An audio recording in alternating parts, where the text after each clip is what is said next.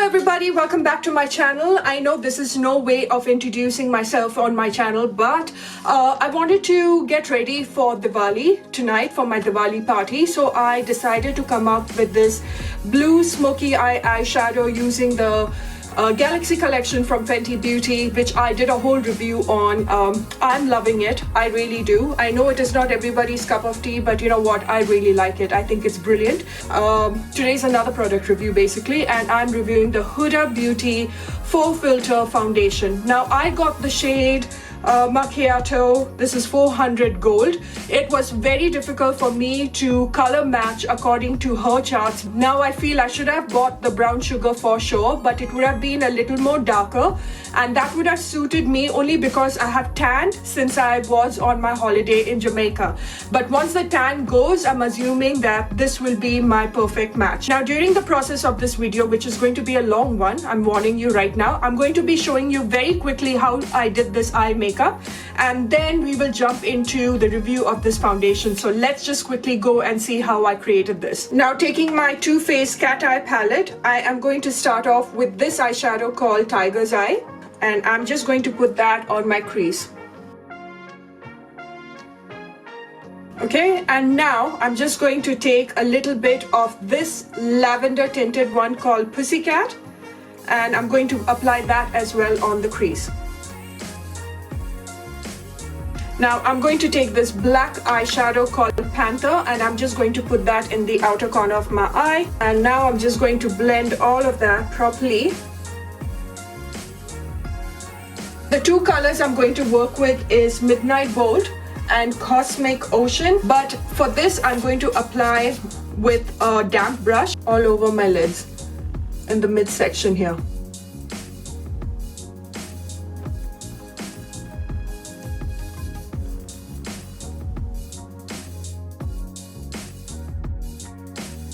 What is it called? Cosmic Ocean, Cosmic Galaxy.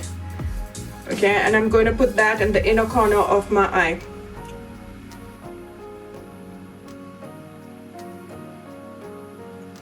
So pretty. Whatever is left in this blending brush, the Midnight Bold, I'm just going to run that on my lower lash. So I finished off my eye makeup with some artificial lashes. I elongated that wing liner, put a lot more kajal, and that's about it. Towards the end, I will put my mascara on my lower lash as well. So we are going to go with the foundation. All I can tell you is I have been wearing this for the last 2 days, and this is heavy dosage coverage, all right? A little goes a long way. You shouldn't apply too much of it because this is heavy. This foundation is so bloody thick. It is almost like it is thicker than my all-nighter foundation from Urban Decay, which I thought was the thickest foundation, but this comes very close to that dermacool thickness. When it goes on your skin, there are areas that you feel the makeup, you feel the foundation, and there are areas that you feel it is light as feather. When you apply the foundation, immediately you get a very soft focus filter effect which disappears after 2 or 3 hours. Also, I noticed that if you have dry skin, this has a tendency to cling onto it only because this foundation converts into a powder format. So basically, you do not need a compact powder with this unless you have extremely oily skin. But after a couple of hours, I did notice my natural oil seeping through. You will see in the process of my comparison with Fenty and Huda that which one actually I really liked. But nevertheless, this is a great foundation. If you have acne scars and you have like those deep black spots on your face and you really want a high intensity coverage, then this is the one for you. So in the Fenty Beauty one, you're getting 32 ml of foundation. You're getting the quantities around 32 ml. The whole foundation category, 30 ml is the most that you will get out of. But Huda Beauty has taken a step further and you're getting about 35 ml of quantity, I mean, of the liquid inside the bottle, which is great. Also, the packaging, it's a plastic casing that looks like, glass, which is brilliant because I really like the very sleek packaging that says Huda Beauty out here. It has like, a shaded effect on the plastic packaging. Light, so light because this is really travel friendly. So I got from Cult Beauty her Complexion Perfection Pre-Makeup Base. She's selling this also. So all over my face, I'm going to apply this primer, and right now I can tell you this primer is quite moisturizing and thick, and the smell of it, it has a cinnamon scent to it, almost like an oud. And now I'm going to apply this with a dense brush. I'm not going to apply it with a beauty blender, the Morphe M439. It's a very dense brush, and that's exactly what you require with this. And I'm going to start off little. Can you see that there is a thickness to it? It is not liquidy in its consistency, it's quite thick. And I'm just going to start off little by little, okay? And then I'm going to show you how this coverage is. So can you see my acne scars here? Yeah, you can see all my marks, my textured skin. Let's check this one out. Instead of blending this foundation, when you pat it into your skin, this way it works much more better. Can you see how light this foundation is? I will have to really warm it up with contour, but after about 1 hour, it completely calms down and it gets a little more warmer. And immediately, you can see that it's turning into a powder kind of a finish. I'm also going to put this very little later under my eye because it is so full coverage, it is so thick that you don't need a concealer with it. And that was just one pump, and it covered my entire scars. So that's my only problem. The color match is all over the place, and that actually makes me so pissed. This foundation is a thick little bad girl. I also noticed that you have to apply this foundation part by part because it does dry down immediately. So it'll get really difficult to work with. What I noticed about Huda Beauty is a little water breaks this baby down completely. It falls apart. If not anything, I can use this as a concealer because it's light enough. Whatever excess that I have on my face, I want to take it out, especially around my chin area. And I have to really warm up this foundation on my skin because we are not in the US, you guys. We are not as lucky as you guys that if you buy something, you can return it. And I can already see it warming up more and more. Okay, now over this, I'm going to go with my Charlotte Tilbury compact powder. This is the Airbrush Flawless Finish in medium, number 2. Absolutely love this. And as soon as you apply this foundation, you will notice this very soft focus, like great coverage, like almost like a filtered effect. I don't know if it's visible, but definitely I can see it. But look at this, already on my T-zone area, my natural oil is seeping through. I shouldn't have worn that primer. That primer is way too balmy for me. Around my mouth area, even yesterday I noticed that, day before also I noticed that. Anything that has a little dryness, it will just cling onto it. It will not leave your dry area. So make sure that you really moisturize well. And if you have dry skin, then this primer is going to be your favorite. Now I noticed yesterday that this area became a little gray. It gave me a gray tone, and I had to really contour and just manipulate it in such a way that I can make this foundation work.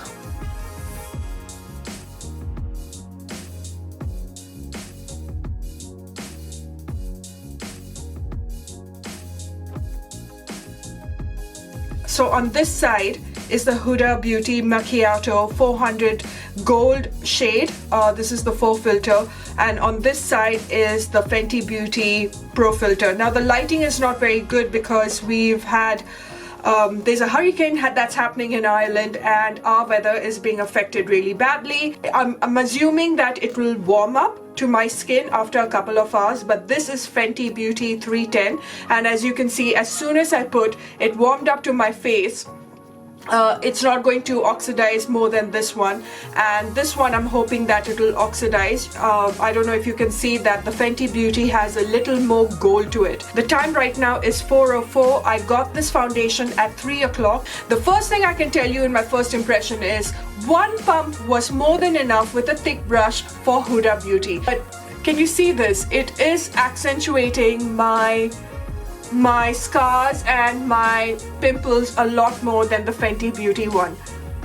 How strange is that? So it is around 4 o'clock and I'm going to check around 6 o'clock. I'm going to eat, I'm going to edit, I'm going to do some work, and I'm going to see exactly how well my skin has behaved with no touching powder, no compact, nothing to take away if there is any oil. Hey guys, it's around 6 o'clock right now. I just wanted to do a little bit of a check-in just to let you know what I think of the foundation so far. Still too early for me to come up with a verdict in 2 hours, but I have to tell you that the Huda Beauty right over here on this area, the oiliness in my T-zone area is just seeping through just a tad bit, just slightly oily. Everything else seems to be really matte. I think I'll give it another 4 hours or so, and I'll just let you guys know what my final thoughts are.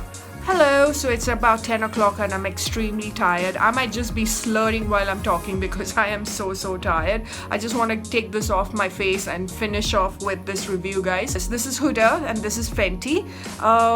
Fenty is still going strong, as you can see, and Huda just over here on the on this area right next to my nose and next to my mouth, it has become a little oily.